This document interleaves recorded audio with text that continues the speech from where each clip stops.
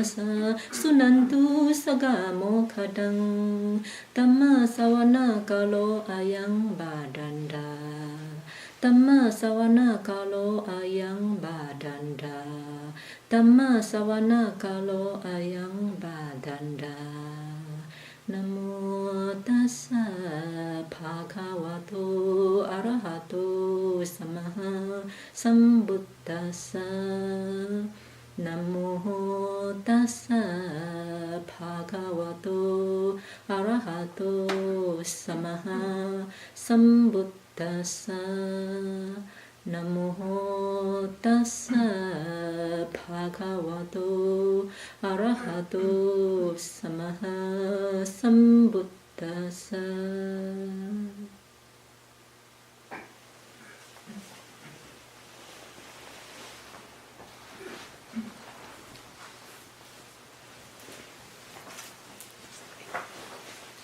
So today I would like to share with you contemplation of mind, Cittanupassana Satipatthana. This is one of the 4 contemplation in Satipatthana Sutta, the 4 foundations of mindfulness. How a person establishes its mindfulness. On what? Right? There are 4. So a person can establish his mindfulness on first body, Kaya Nupassana Satipatthana. Body including mindfulness of breathing, okay, or 4 elements meditation or 32 parts of the body. This is how he can establish his mindfulness. Second, on his feelings. We have 3 types of feelings, pleasant, unpleasant, and neutral, which I will teach later. And the third foundation is mental states. We have different types of mental states. So when the mental states arise in us, it's a time for us to establish our mindfulness on it. Okay? And the last one is Dhamma Nupassana Satipatthana. Dhamma Nupassana Satipatthana covers very big, including 4 noble truths, 6 sense bases, and 7 factors of enlightenment, and also 5 aggregates. So it covers all, Dhamma Nupassana Satipatthana. However, today we just want to focus on Cittanupassana Satipatthana, contemplation on mind, Citta. Why contemplation on mind is so important? If it is not important, it will not become one of the 4 foundations, right? Now, why is it important? Why we want to learn the teaching of the Buddha? Buddha give his answer. My teaching, both formally and now, I teach suffering and the end of suffering. So why we come to learn, why we want to practice? Because we want to know suffering and the end of suffering. This is the whole teaching of the Buddha. Both formally and now, what I teach is only suffering and the end of suffering. And no one undergoes suffering. If you say somebody undergoes suffering, that is Sakkaya Ditthi, wrong view. Okay? So from what Buddha said, we understand. We come to practice the teaching of the Buddha simply because we want to know suffering and we want to bring the end of suffering. Okay, now next question. Why we suffer? Why? Under what circumstances we feel suffering?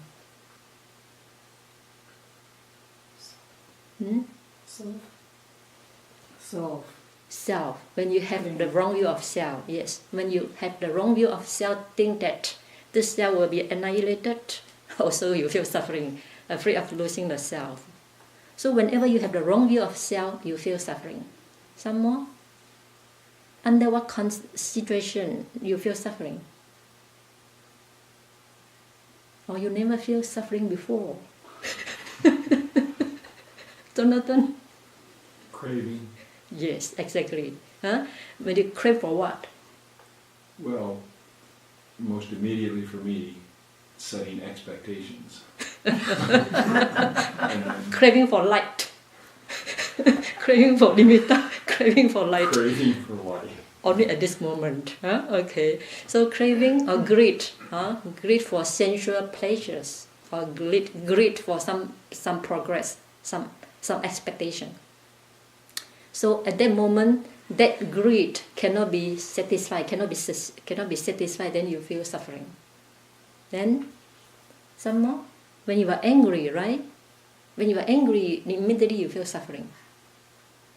Okay? Or when you're jealous of other people's success. Why everybody got life, not me? So you also feel there's something, unsatisfactory in you. So you also feel suffering. So all this suffering, craving, wrong view of self, and anger or jealousy or competition, all these are in form of mental states, right? Craving is mental state. Anger is also a mental state. Wrong view is also mental state. Ignorant, you think I exist forever, I am good, I am bad. You identify there's a self. It's also, all these are mental state. And precisely this mental state causes us suffering. Therefore, we must know them well in order to get rid of them. If you do not know them well, you will be cheated by them, thinking they are your good friend. Thinking greed is a good friend. Thinking craving is a good friend. Thinking self, permanent self is a good friend.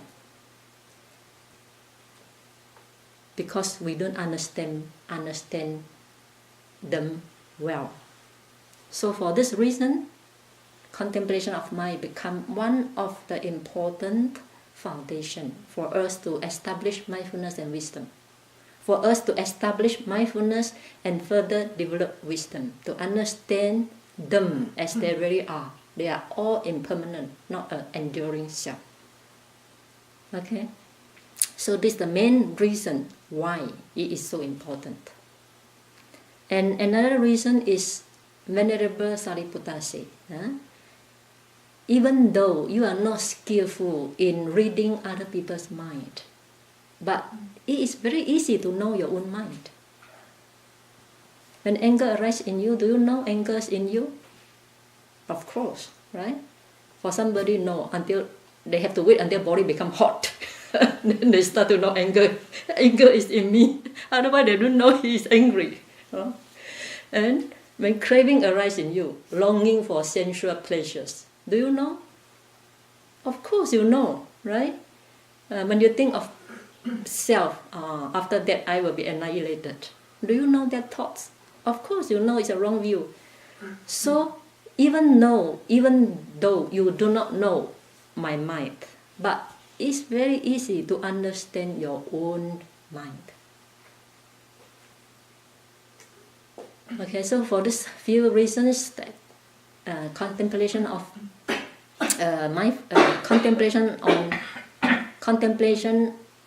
of one's mental state become very important. However, having said that it's very easy to understand your own mind. Having said that, but when this different mental state arise in you, you know it by way of identification. Right? The moment anger arises in me, I am angry. So I know, but I know it by way of identification. I identify anger as I am myself. And when the sensual thoughts arise, the craving arises in you, then we identify, that craving is myself. And because of this identification, which is not our fault. Why? Because in our latent refinement, there is one defilement called identity view, Sakaya Ditti, which we have explained already. That Sakaya Ditti is lie sleepy. The moment a mental state arises, that Sakaya Ditti is waking up and identify that state as I, myself. And because of that identification, this Cittanupassana, Satipatthana, contemplation of mind become very difficult. In fact, it's very easy because you know what's happening in your mind, right? But because the moment this different mental state that arise, that identification, self, identification of view, identification view or Sakaya Ditti also arise almost simultaneously and identify that state as I, myself. Therefore, it becomes very difficult. Okay? And how Buddha teach this Satipatthana, contemplation of mind. Let us quote from Satipatthana Sutta. I hope all of you have read this book. Don't keep in a luggage. You waste my energy. Okay. Or after this talk, you go back and read. Okay.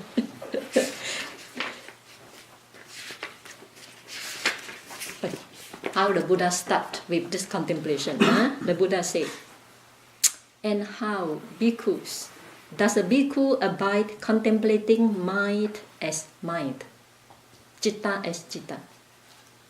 This sentence already tells us the secret of the practice. Okay? How does a bhikkhu abide contemplating mind, M-I-N-D, mind as mind? Buddha said, didn't say that how does a bhikkhu contemplate mind as my mind. He said Buddha said contemplating mind as mind, not mind as myself, or mind as I am, or mind as M-I-N-E, mind. So from this, the first sentence, Buddha already asked us to see mind as mind, or to see mental state as mental state. However, no matter how many times we read, we cannot get it. Because we always see mind as myself, mind as I am, right? Okay. Here, a bhikkhu understands mind affected by lust as mind affected by lust, or mind affected by expectation as mind affected by expectation. So Jonathan, when your mind is affected by expectation, do you note your mind? Or you keep on expecting, sitting there expecting light to come? It keeps coming back. It keeps coming back. You keep on noting it. Correct. Do you do it? Over Do and you over do and you over do and it? over and over. Do you do it? I don't do it. Now you have to do it. Okay. No, I mean there's noting. Okay. And noting and it comes back. And how you note? Do you note it correctly? So when the expectation arises in you, how should you see that expectation mind?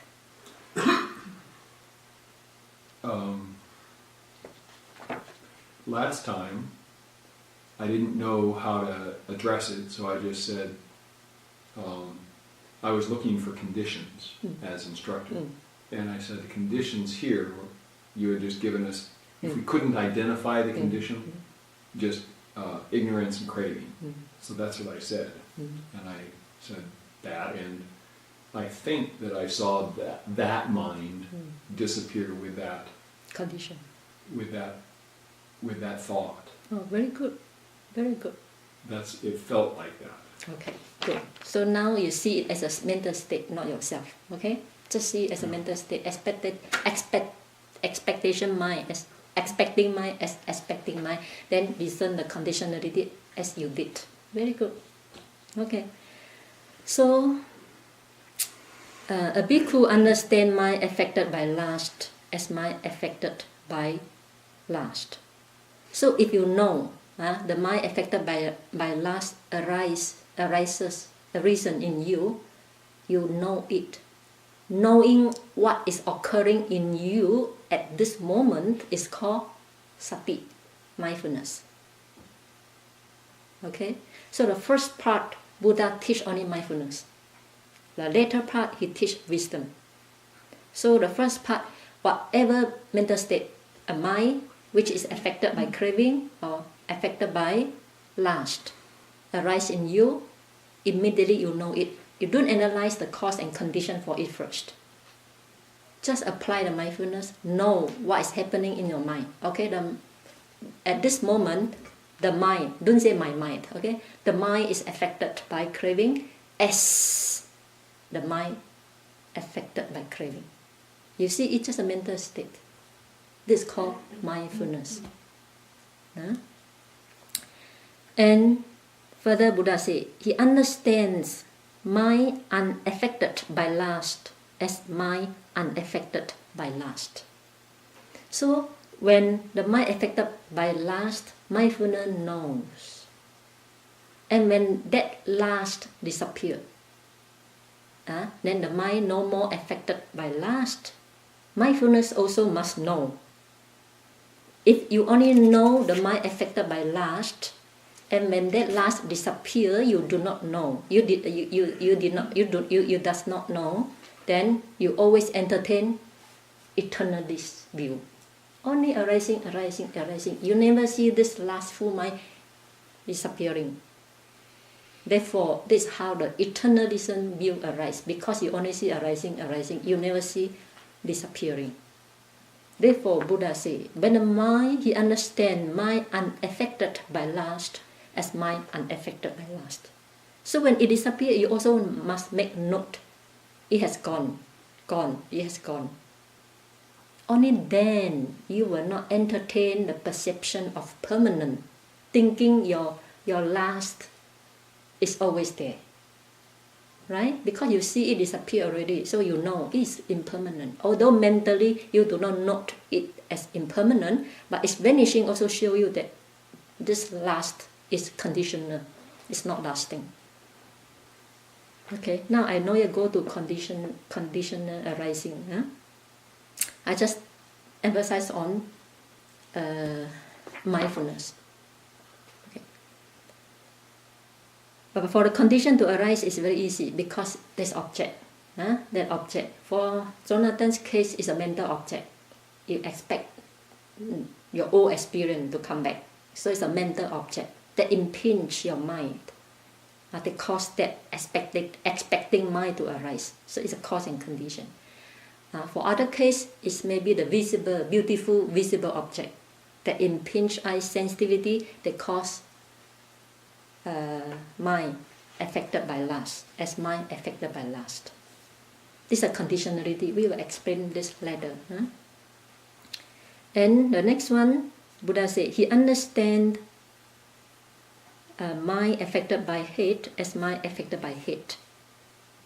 So when hate arises in you, for example, you wish for something but you cannot get it. So there's some unsatisfactory in you. We call it hate. So the hate arises in you, you must immediately know it. What happens if you do not know hate arises in you? Starts a fire. It starts a fire. It starts, not only that it starts the fire. This one of the consequences. The body immediately becomes very hot and you want to act. This one, consequences. The second one, immediately, if we don't know, immediately we identify it. Anger is myself. If you have no mindfulness, you do not know anger has arisen in you, then the identification will creep in because of your lacking of mindfulness. So the identification will take over of you. Okay, then say, you are angry, I am angry, I am angry, I need to act. So these are the consequences if you are not mindful of your mental state. Okay. And will that hate last forever? No. Sabbe sankhara anicca. That hate also will vanish. When that hate vanishes in you, you also must know. Buddha said, when he understands the mind unaffected by hate as mind unaffected by hate. When that hate has gone, you must know. Otherwise, if you do not know, you only see it's arising, you never see it's ceasing, then you always entertain eternal view. Okay? And when you see both arising and ceasing, you know they are impermanent. They are not lasting. Again and again, you know they are impermanent, they are not lasting. And sometimes he understands mind affected by delusion as mind affected by delusion. So when you are painful, because this time, teacher say cannot change posture. So it's so painful. Then you say, I am painful. When you say I am painful, the time your mind is affected by delusion, right? Because you identify the pain as myself already. The mind is affected by delusion. So change to note your mind instead of screaming inside. change to note your mind. Say that, okay, the mind is affected by delusion because I identify pain as myself. So at this moment, my mind is affected by delusion. Note your mind. Note your mind. You note 100 times already, next time pain comes, you will never identify pain as myself anymore. 100 times will help you to break through. Okay? Okay. So, same. When you can concentrate well, then you say, today my concentration is very good. When this thought arises in you, you must know the mind is affected by delusion because you identify that concentration as myself. And you say, today my concentration is very good. I'm going to preserve it for tomorrow. Tomorrow, condition change. Maybe you cannot sleep well, or maybe you have some cold, maybe the food is not agreeable, then you cannot achieve the concentration as yesterday. Then you become depressed. Then you say, I am depressed. And the mind affected by delusion as the mind affected by delusion. So there's no even a single time, there's no object for you to observe, right? Every moment there's an object for you. It depends on how fast your mindfulness goes. Our mindfulness is simply sluggish, slow. Why? Due to Sakayaditi, identification view. When the identification view comes very fast, the mindfulness go backward. Mindfulness cannot become alert because identification view already block that mindfulness to act. Identification view is unwholesome mental factor. Mindfulness is wholesome mental factors. So when identification view, Sakayaditi arise, mindfulness cannot work anymore. One moment cannot have wholesome and unwholesome together. Right? Therefore, sometimes reciting is also good. Although I do not aim you, I do not teach you recitation, but if you can recite it as a mantra, then it also helps the identification view to go away. Okay. So when the mind, and next time when pain arises, you know pain is not mine. It's not myself. Because of long sitting, because of an imbalance of four elements, then the pain arises. And this time you know. And immediately you should note your mind. The mind is unaffected by delusion as the mind unaffected by delusion. This time the mind is not affected by delusion anymore. So note it for many times. Okay? Then you will see delusion is also impermanent. It's not there all the time. It's also conditionally a reason. And the next one, you understand contracted mind as contracted mind. Contracted mind is slow and proper. So when you are sleepy, for most people, they will say, the mind will say, I am sleepy, right? I think only few of them see slow and torpor as mental factor. See it as foreign. I think few of you. I have been trained to see this slow and torpor as foreign. So the moment the mind, the mind feel like losing the object, losing, let's say, the breath. When the mind slightly lose the object, or the mind start to become not clear, cannot grasp the breath, immediately the mind knows it's slow and torpor. And for me, I will quickly shift my attention to that slow and torpor. Because slow and torpor is also an object, don't forget. Not only the breath, slow and torpor is 5 hindrances. 5 hindrances under Dhamma, Nupassana, Satipatthana. So I use the conventional truth eye, okay? I will quickly shift the attention to this slow and torpor, and because I can catch it very, very fast when it's still very weak, then the moment I shift my attention to this slow and torpor, the mind immediately becomes clear. Therefore, it's very difficult to see me noting my head. If I'm noting my head, then no, I will never allow me to sit until I note my head. That's too much for me. It means that my mindfulness is so sluggish until I note my head. No. So train yourself to be, train your mindfulness to be alert fast. The moment your mind loses the perception of the breath and become a little bit unclear, you should immediately know there is a slow and torpor, and shift your attention to look at it, and it immediately become clear like a crystal. But if you are slow to know the slow and torpor, and the slow and torpor, the laziness or sleepiness, gain a strong momentum, then your mindfulness cannot fight with him. So then you follow the slow and torpor. Not only you follow it, you mentally also note it as I am sleepy. You also identify that slow and torpor as myself. Okay? So he understands contracted mind as contracted mind. For my case, when this contracted mind arises, I immediately know. So I understand it, slow and torpor, as a contracted mind only. I did not see it as myself. Okay.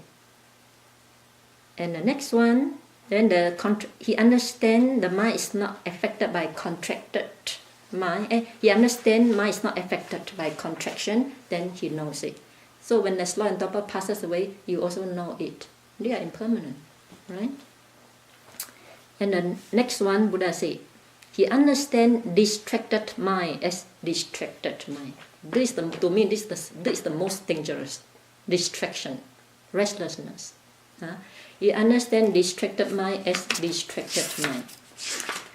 Distracted, since we are practicing concentration for the first few days, so distracted mind is the near enemy to concentration, right?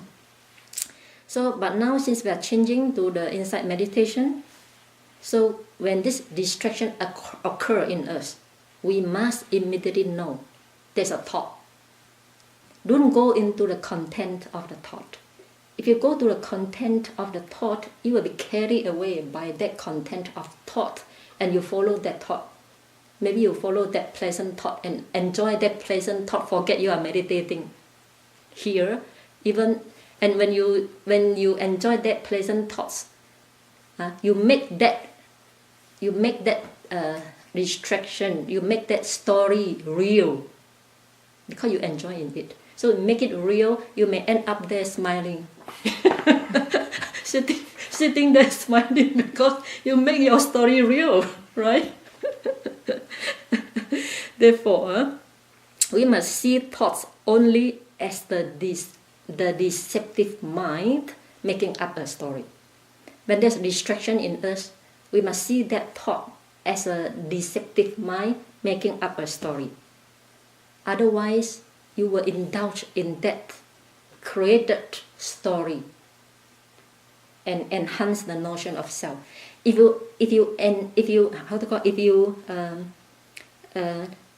indulge in that created story and believe that it is real, and it become real to you. Okay, I'd like to relate one of my experiences. there was many days, many years ago, when I was in New York, and at that time I had some dispute or misunderstanding with one of my good friends, and I decided to keep distance from him. So, but since he is my good friend, I also feel a sense of sorrow, right? So at that moment, I was standing in front of the window and looking outside, and the snow, looking at the falling snow. That become very sentimental. Then plus my emotion, they become very sentimental. So at that time, I feel myself fall into that emotion that I myself create, because I feel that it's a bit sorrow. So, and I indulge in that created story. I'm not going to see him anymore, right? So I keep on create that story, and make that story become so real that no more, no more friendship.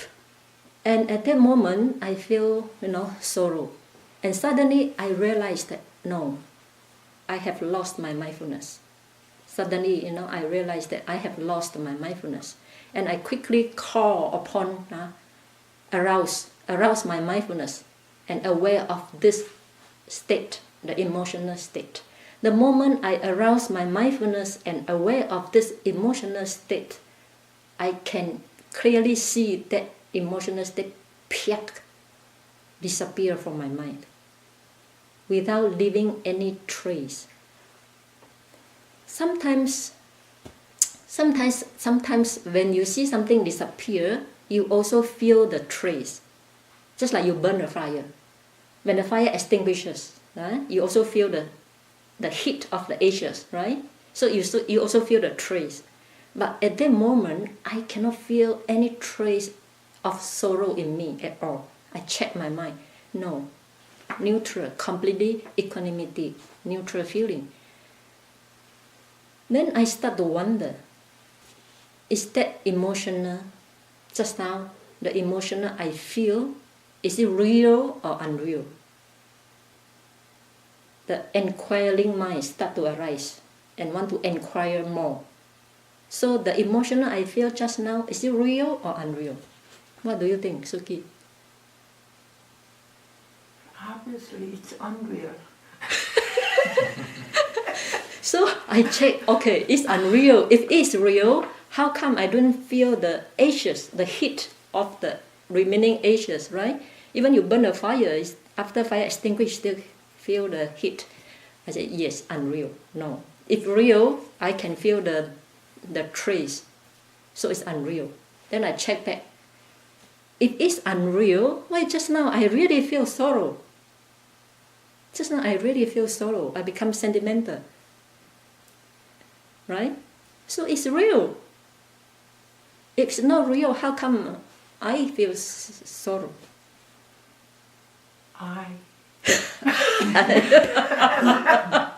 Yes, correct. So after inquiring for some time, I start to understand.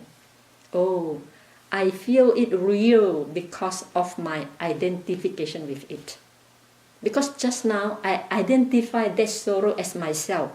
Therefore, I deeply feel it and it becomes real.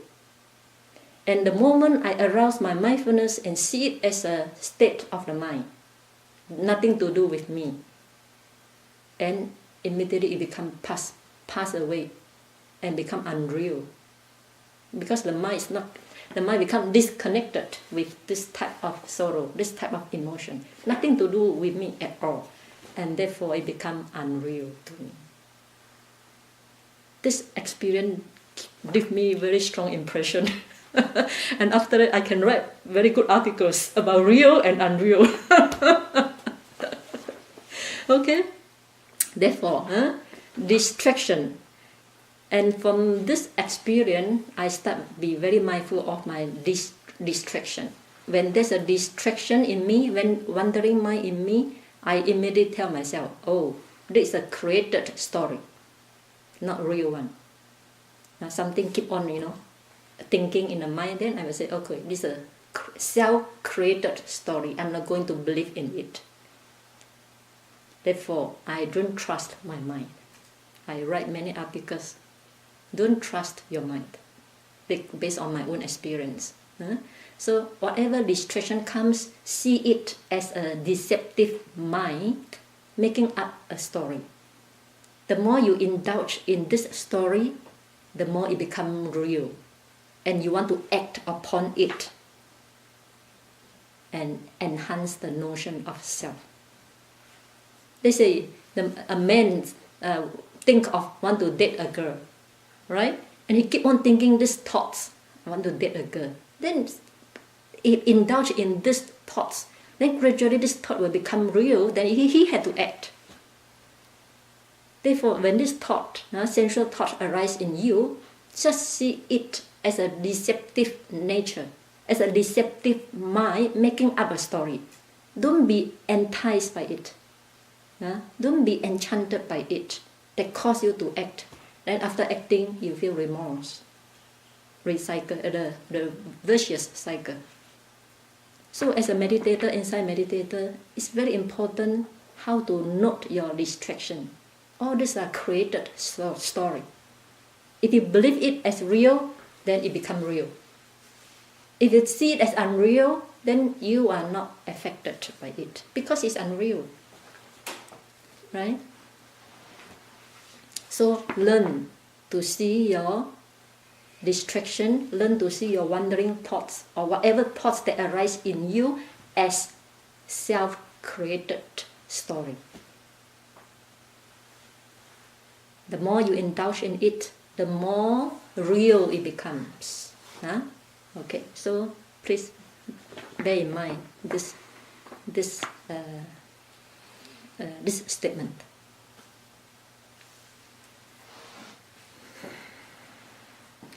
So see when the distracted mind arises, no, it's a distraction of mind. The distraction of mind, let go of it. Okay. And further, the Buddha says he understands concentrated mind as concentrated mind. So when in a day, maybe 1 or 2 sitting, you have good concentration. When you have good concentration, you know it's a concentrated mind. Don't identify you yourself with the concentration. Today my concentration is very good. Yesterday my concentration is very bad. No, you see, it's a concentrated mind as concentrated mind. It's produced by condition. You cannot control it. You say, today I want to have good sitting throughout the day. No, you are dreaming.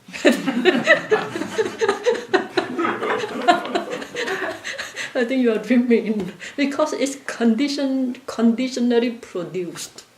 You cannot control it, right?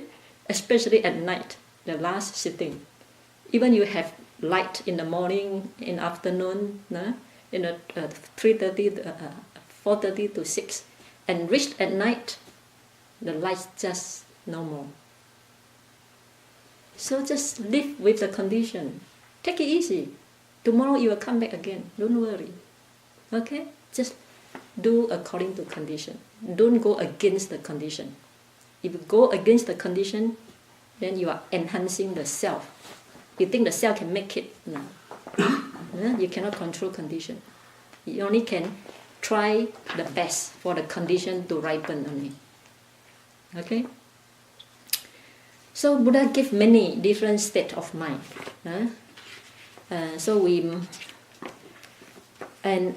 At this stage, Buddha only emphasized mindfulness. Know what is happening in your mind, only mindfulness. If you do not know what is happening in your mind, you will act.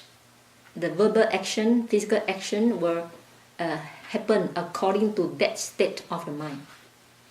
Therefore, mind leads the world. Mind leads the action. Mind leads the verbal and physical action. So, in this state, in order not to act according to especially unwholesome state of the mind, we need mindfulness, to know what's happening in your mind. Therefore, mindfulness is compared as protector of the mind. Mindfulness protects the mind. Or mindfulness is like the brake system in a car. Imagine you drive a car without brake. What will happen? I don't know how to drive car, but I can imagine driving a car without brake. You meet with accident all the time, right? When it's a red red light, you know brake system to stop. So what will happen?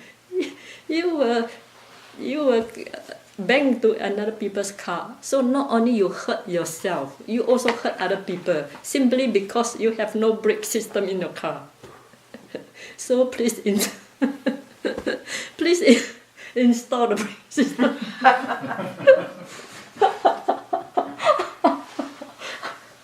Install it in your car. Install it in your mental stream. This is very important to protect you and protect others as well. Okay? So Buddha compared this mindfulness as protector of the mind and protector of the world as well. Okay?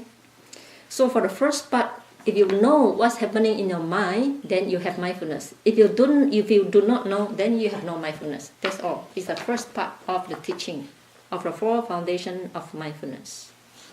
What is the time now? 9:41. Okay, let me continue a little bit.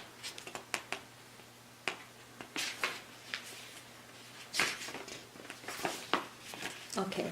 After Buddha said you have to be mindful, then later on Buddha asks us to contemplate conditionality, cause and effect, and also contemplate impermanence. Buddha said,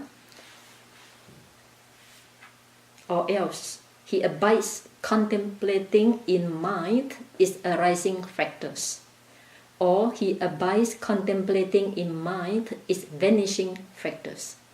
So arising factors, there are two things here. One is arising itself, one is the cause for its arising. Both are included here. And he abides contemplating in mind its vanishing. Vanishing means impermanent. You cannot see arising and not seeing vanishing. If you see arising, not seeing vanishing, what will happen? What will happen? You will entertain perception of permanent, right? Therefore, after seeing arising, you also must see ceasing, vanishing, so that you will not entertain perception of permanent or eternal. Okay, and also arising factors and the cause for the arising of that mental state. Further, you got to analyze, investigate the factors, the conditions that cause that state to arise. When you do not analyze or investigate the conditions or causes for that state to arise, what will happen to your mental stream? What will happen? Eternalist view. Is that the eternalist view? Yes. So if you do not analyze, or investigate the cause for the arising of that particular mental state, then you will identify that mental state as permanent self, as a self, abiding self, as an entity, permanent self.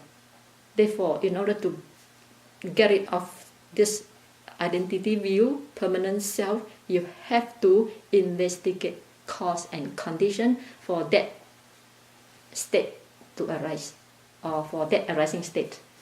If you understand the cause for that arising state, you also will understand when that cause disappeared, that state also will disappear. Then you don't entertain the permanent self anymore. Right? Let's say the anger arises in me. The anger arises in me, and I do not analyze cause and condition for the anger to arise. Then I may identify this anger as myself, because I do not see the cause and condition for my anger to arise. Then I identify this anger as myself.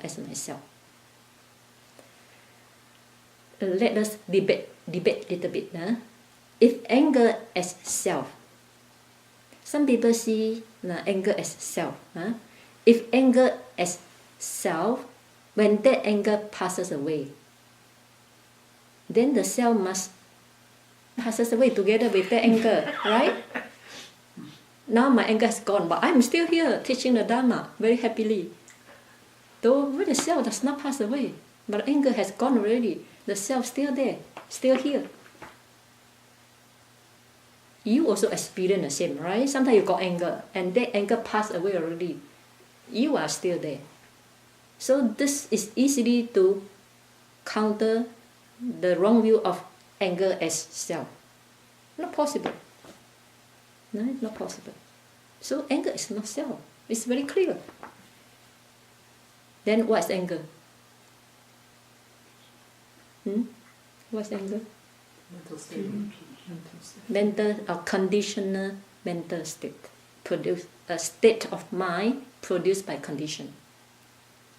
And what is produced by condition is never permanent. Why never permanent? Why never permanent? Because condition also change, right?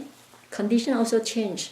How can the effect permanent? The cause also change. How can the effect permanent?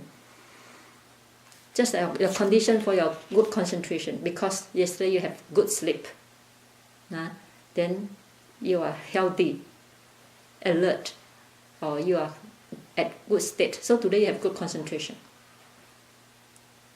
But before that, because you cannot sleep well, because you have some flu, some cold, and your concentration becomes very bad. So this condition for your concentration is changing. Therefore, your concentration also up and down.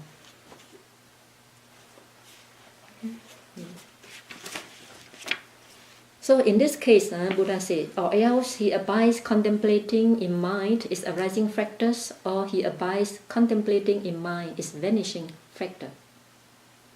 Let us take the first sentence. Buddha said, mind affected by lust as mind affected by lust. So when lust arises in us, first we apply mindfulness. The mind is now affected by lust. Few times, aware of it for few times. And now we investigate the condition for this lustful state of mind. Each person has their own condition. Some may be because the eye sees the beautiful visible object. Or let's say, when you walk into the kitchen mindfully, contemplate on your breath mindfully, walk into the kitchen. The moment your eye, because you have to see what, your eye comes to contact with delicious food, that mindfulness on the breath immediately go away, and due to this pleasant eye contact, then craving arises in you, right? Immediately craving arises in you. So at that time you should understand, and heartbeat very fast. At that time you should understand, craving, the mind affected by craving has arisen in me because of this pleasant eye contact. Pleasant eye contact with the food.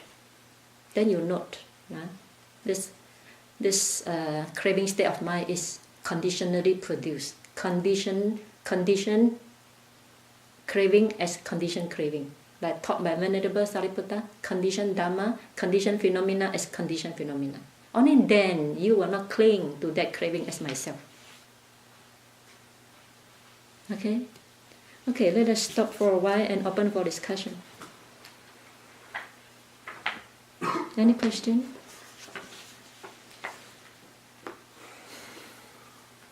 Yes.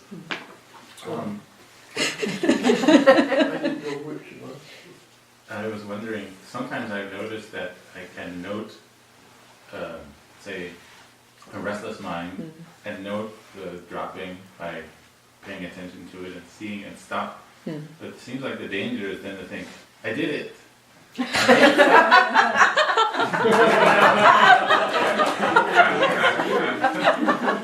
So your mindfulness is led blab. When you say, oh, I did it, quickly followed by another mindfulness to know. Oh, the mind affected by delusion. Quickly, the mindfulness must follow very closely one after another. When the moment you know I did it, now it's identification of I, then note again. Mindfulness know. Knowing that is not the light and the fact that I feel like I did it. Yeah. Don't identify it's I did it. Now, so it's like once you get something excited, you forget to not know it. So train your mind. The mindfulness come without gap. Okay, Michael. Yes.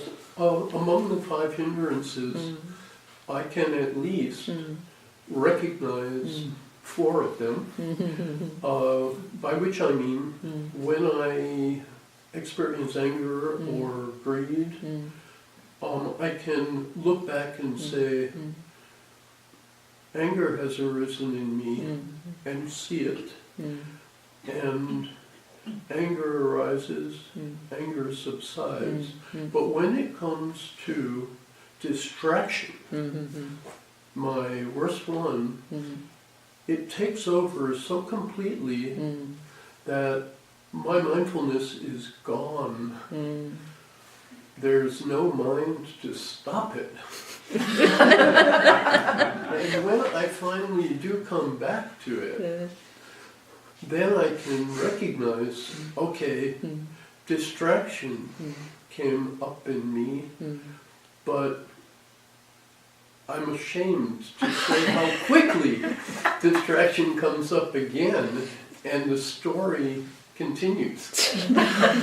So I'm asking, what do I do with that? I think first you must accept it's the nature of the mind. Buddha say in the Dhammapada, the mind wander at will. So you must accept it. It's the nature of the mind, right? So when the mindfulness is slow to catch it, it's fine. You just cannot force yourself, right? When mindfulness is slow to catch it, then at least you catch it. Satisfied, just like Stephen, I did it. Yeah. Wow, I did it. So when you catch one, satisfied with yourself. After satisfied, then it's not I did it. It's not I did it. Huh? Mindfulness did it, not I did it. So we say, oh, mindfulness this time, mindfulness is good. Not my mindfulness. Mindfulness this time is good. To know it. When you know, in fact, if mindfulness is fast, for example, when you're thinking of something, then mindfulness arises, know it. When the arising of mindfulness, at that moment of arising of mindfulness, in fact, that thought has subsided already. Because two cannot come together, right? So when this thought is unwholesome things, this thought arises and mindfulness arises, know it. This is subside. When there's mindfulness, this thought is subside. It's just that we do not see. We do not see it subside. We thought it continue. No, it subside already, but very quick another thought arises. So your mindfulness must be very firm, persistent. Hold the mindfulness, then you will see no thoughts. When there's no thought, quickly go back to the breath. Because if you don't quickly go to one object, the mind, the nature of the mind is to hang on the object. Hanging on the object. So when this thought disappears and there's nothing, you don't go back to the breath, then another thought will arise. Because the mind had to hang on one object, right? Therefore, you must train your mindfulness quick. Take this thought, then go back to the breath. Then you will not see so many thoughts. Okay? I think the problem is that when you see the thought arise and passes away, you do not quickly go back to the breath. If you quickly go back to the breath, you will see the thought is kept at distance, not so frequent. When the mind is not stay with one object, the mind is at restless state. This is sure. This is mentioned by the Buddha. Because mind cannot live without object. So when your mind is not stay with breath or not stay with pain or not stay with other things, Of course, it's a restless state. It's natural. So in order to cut short your wandering thoughts, once you mindfulness know there's thought, then go back to the breath quickly. Then if another thought arises, you know, then go back to the breath. At least you know this different thoughts. The thought is not continuous at all. Okay. Another way is that, just like I myself, when I go out do walking, when I am not mindful. Because when I'm not mindful, and the mind, the consciousness has to hang on one object, right? This is the nature of consciousness. So when I'm not mindful, let's say on my 4 elements, or on my breath, or on metta, and I can see the restless state of the mind. Because it's the nature. So when I see that restless state of mind, I feel a lot of suffering, a lot of oppressive of restlessness. That makes me feel very. That makes me feel oppression. I don't like it. So in order not to be suffer oppressed by this restlessness, I quickly go back to my object. Because I don't want to suffer from restlessness. So what I want to say is, if you suffer enough from this restless thoughts, or this unreal thoughts, or created thoughts, if suffer enough, you don't want it, then you will be more mindful. For example, essential thought, keep on thinking of woman, or keep on thinking of man, keep on arising in you, and you know because you are not mindful. So in order not to be tortured by these thoughts, you've got to keep your mind at one object constantly, so that your mind is protected. This is how I keep myself happy, right? Whenever I see restless, I also see unhappiness there. Okay, any other question? It's rather easy to see thoughts arise, and they vanish almost instantly when I look very at good. them. When mindfulness looks at them, it's almost that they're gone by the time I really get a look at them. They're gone. Yes. But I'm not able to see. I think what I was listening to Maureen the other day. It's happened so fast that I can't discern the 5 aggregates. You see one aggregate enough. Don't see 5 together. Oh. See consciousness aggregate enough. Don't see 5 together. Okay. Going back to your experience when you do walking meditation and your mindfulness, when you look at the grass and some nice air, what do you do? Do you just have your sati? It depends on what I want. Even if I want to enjoy the pleasant of the forest, then I don't do anything. I just relax my mind. So long you don't attach to them, it's fine. Okay. So long you just enjoy the beauty of the nature, there's no harm. Yeah. Then the danger is once you enjoy, keep on lingering in your mind, keep on thinking of it. There is danger. Once you see, let go of it, finished. Don't let it linger in your mind. That's fine. Okay. Okay. Any other question? Jonathan, no question today. Why you look so moved?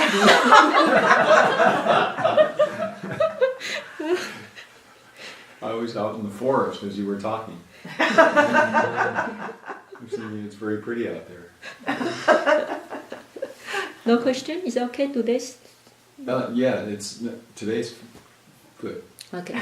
This all made sense. Okay. So please apply it. So from today, we are going to practice mindfulness of mind. And during the interview, please report to me how you contemplate your mind, how it arises, how it ceases, and so on for an interview. I don't want to listen to your breath anymore. Okay, if you make progress in your breath, you tell me. At the same time, don't forget to report to me how you observe your mind. Okay? So, when you say mind, at least in oftentimes you say mind. M-I-N-D, mind. Right. Mind instead of mind. Yes. In Right? Western, Oh, I'm sorry. Western These country. people couldn't see. Mind versus mind. And Okay. You know- In Western country, mind is Right. here. so most of I've noticed the last several days has definitely been around here. Okay, good. And that's far less easy to report on for me. I don't have much language around that. And it's not clear and precise the way when I have a thought with words or even images, I can articulate that clearly. But if I'm talking about what happened, or if something comes up and I don't have specific words for specific experiences. Is that just okay? You speak more vaguely? No, it's okay, no problem. You don't care whether the mind is from here or mind is from here. Mind has no form, okay? Don't put aside the mind is from here or mind is from brain. Put aside this question. Put aside this question and express what you experience, that's all. Okay? Cheer up.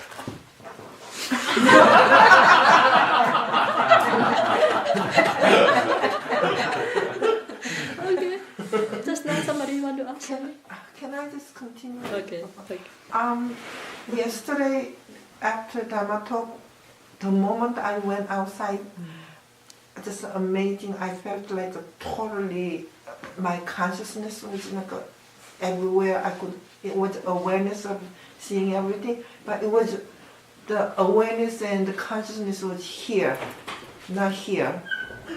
So I just want. That's why I say put aside the where. Put aside the where. Where is not important. Okay. Huh? Your state of mind is more important. I give an example. For example, someone is shot by a poisonous arrow, and is going to die. Then one physician come. Okay, let me heal you and cure you. Oh. Then you say that, hold on, please. Tell me first, this arrow made by which country? Made in U.S.A? Made in Australia or made in China? You tell me first, then I will allow you to extract the arrow and kill me. Okay, same thing.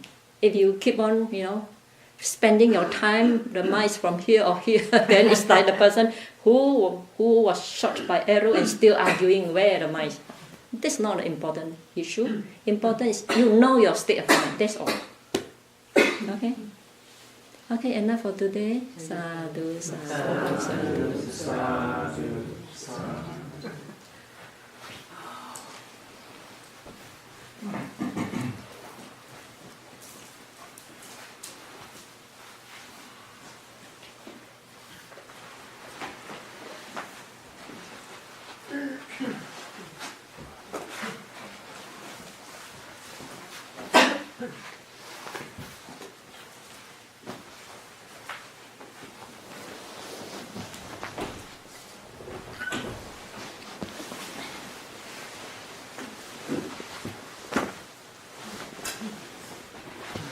When you have time, read the booklet I give you.